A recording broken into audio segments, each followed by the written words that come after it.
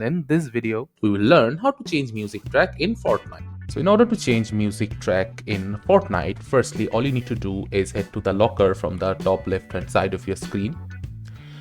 After coming in here, you will be greeted with your character. So in order to head to the music section, from the left hand side, open up the selection screen. In here, select lobby. In the lobby section, you will find the lobby music. Left click on it.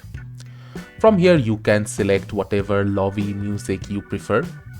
For obvious copyright reasons, I cannot actually show you any of the music and how it sounds like, but you will see all of them in here and you will get to know them once you see.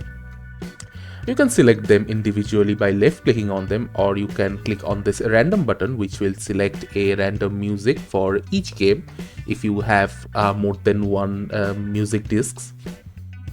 And after you have selected, if you head back to the lobby, you will hear the music that you have just selected. So this is how you can actually change music in a Fortnite and enjoy. Thank you for watching. Subscribe to our Topical Talks channel for more videos.